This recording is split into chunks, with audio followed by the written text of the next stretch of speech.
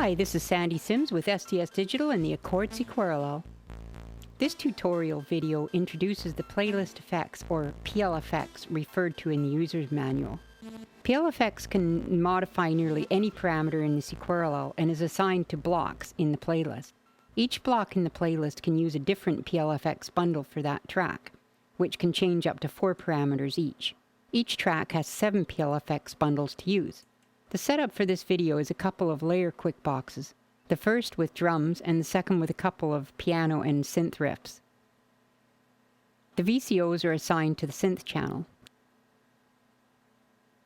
Let's have a listen.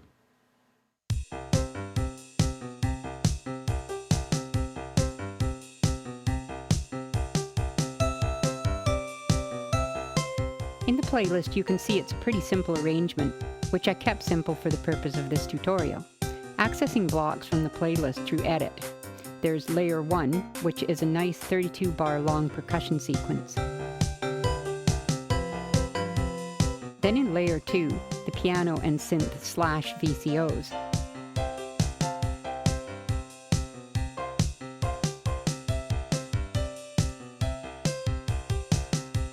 The first 16-bar step is original, as recorded more or less.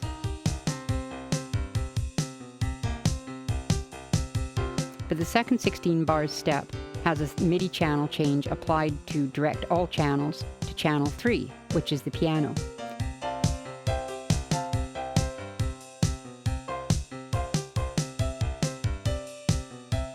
These TRAX blocks will be used to attach the PLFX bundles to. Otherwise, as you can see, they are empty.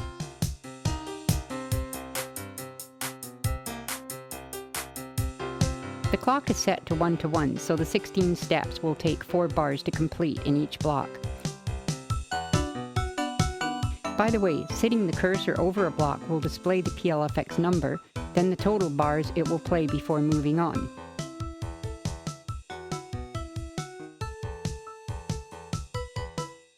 So I'm going to make a copy of this group before applying the PLFX. This way there will be another group to go back to or modify. It's not required, but I just do this by habit.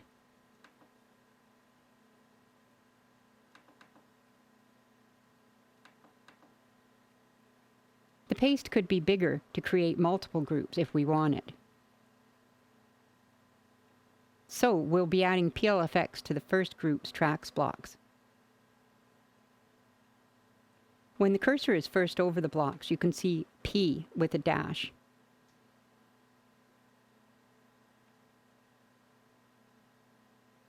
This means there's no PLFX signed to those blocks yet.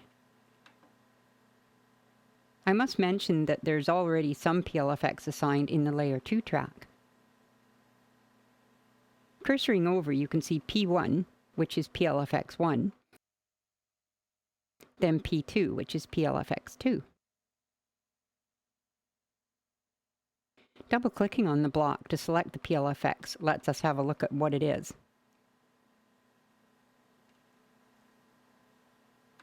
This one is setting the layer's mirror value. Because there's no parameter reset with the PLFX, the first block encountered would usually have the initial values. The next block's PLFX bundle is number 2, which has the mirror parameter change. There's also a playlist transpose on that block, but that's for a different video. So back to the TRAX 1 blocks.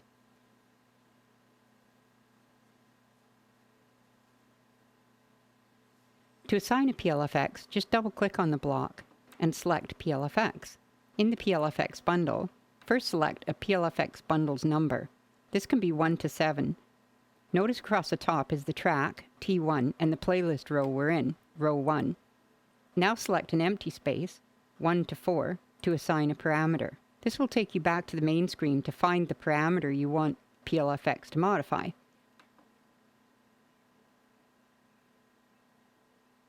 Which will be the note limit control for Layer 2 quick box in this case. The initial value will be less than 127 by default. Press the S button and it will be saved, as you can see here. We're done with the PLFX number 1 for now, so exit.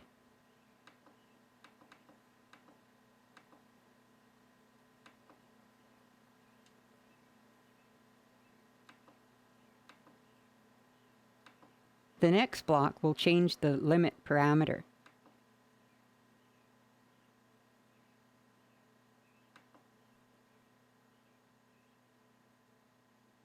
Let's set the minimum note to 65.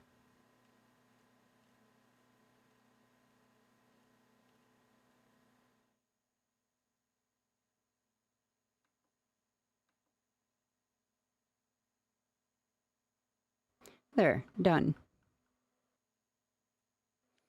I'm setting the third block to send the initial limit value, so only the second block will apply the change, rather than the second and third. Let's have a listen.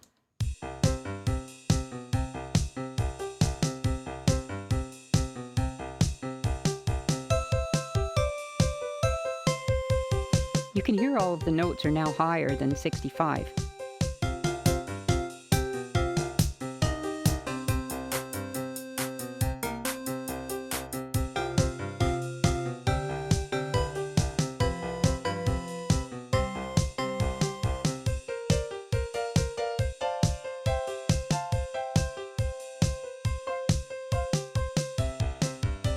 Because each PLFX bundle can hold up to 4 parameter changes, let's add another. Normally, play should be stopped before editing the PLFX, especially if there's already one with the parameter you're about to add. This is because the other value could overwrite the one you are setting before you hit the S button. I have done it a lot, so generally can get away with it. You can try too. So glide will be applied to the CV1 jacks notes once in the second TRAX block. The first needs to be set at 0.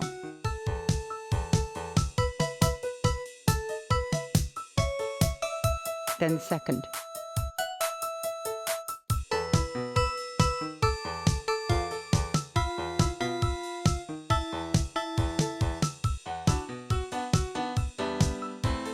Glide will live update while playing. Let's set it to 11. It must be highlighted, and then the S button. The S button's LED will always flash as a reminder.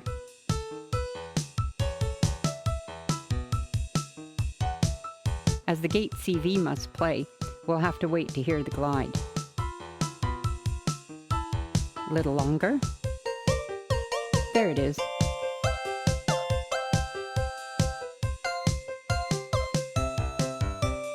Now there's no glide as PLFX1 has reset the value to 0 on this block.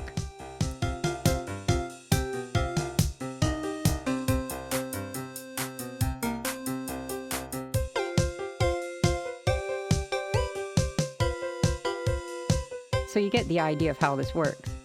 Let's make a new set of TRAX blocks to apply a PLFX at a different rate. Normally these tracks would probably be playing some sequence, but they can be used in this way just fine. There are 5 of them, right? Here's a trick. After there's one block, just copy it, then paste how many ever you want. We're limited here because the next group starts right away.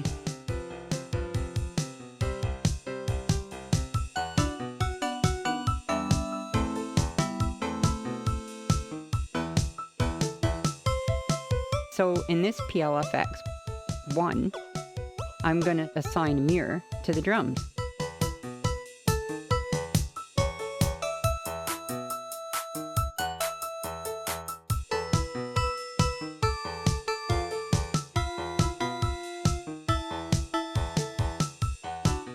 The percussion channel isn't blocked from mirror, so we can mirror drums. But first, the no mirror value. I guess you could always set the PLFX bundle 1 and maybe 4 to be the initiators. Okay, exit. No, wait, let's go back into that PLFX bundle. All of the bundles can be set up in a single block and then assigned to blocks afterwards. You just have to remember to set it back to the proper one before exit. I never do remember, so generally I don't do it this way. Okay, now to find a mirror value for PLFX 2.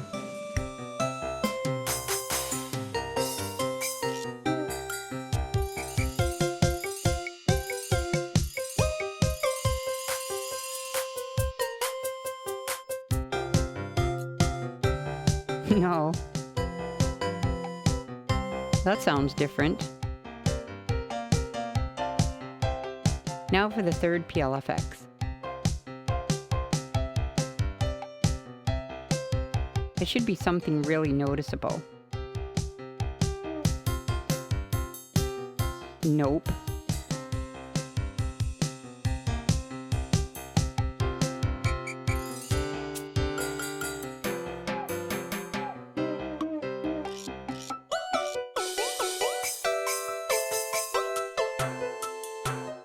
Okay, that one. This is kind of a bizarre thing to do with the drums, but for demonstration it's good. By the way, arming a block while playing will play that block next, but once stopped, then started, the originally armed block will play, not the last one armed. In this case, it won't play at all because the blocks were created while playing and therefore not armed. Does that make sense? So here's why I usually don't enter all the PLFX and add them after. I completely forgot I hadn't added them yet. The only one that exists in the playlist track is PLFX 3. So let's assign the blocks with the PLFX bundles.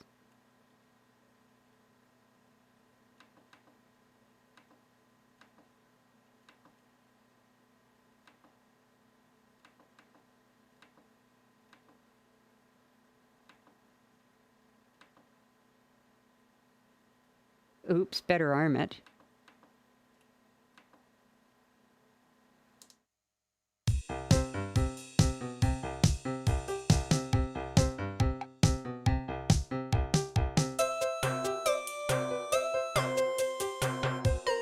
So you can hear the drums being mirrored. As an experiment, let's speed these TRAX blocks up.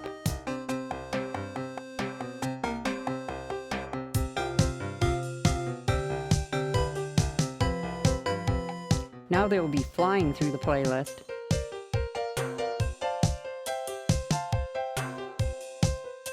Timing is important too. The blocks are aligning in such a way that you can hardly tell there's any changes. Now completely off topic, I'm going to put a conditional block at the end and make it so TRAX 1's progression will trigger a start of track 2.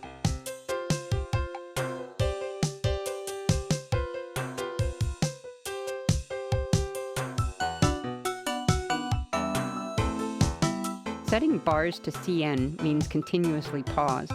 Thus, a trigger is needed to restart it or it'll sit there forever. And TRAX 1 is the trigger.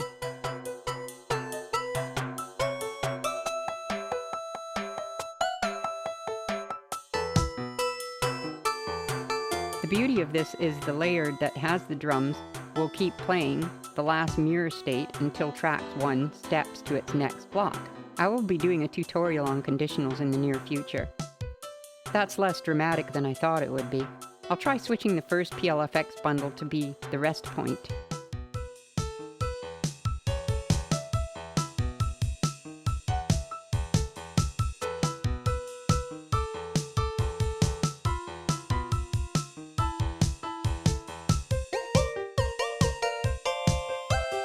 You can see the new order here.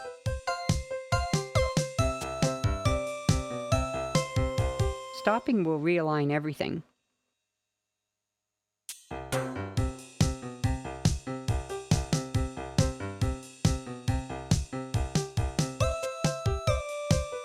But it's simply playing way too fast. So slowing TRAX 2 down a bit.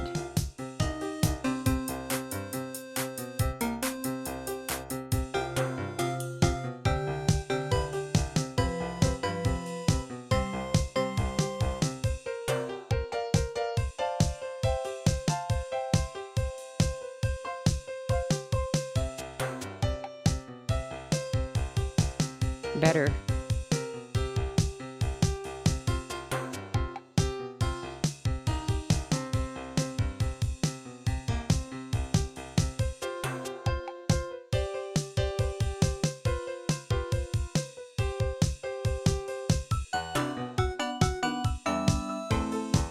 I hope you've enjoyed this tutorial on the playlist effects feature and that it sparked your imagination like it does mine. I'm Sandy Sims. Keep on patchin'!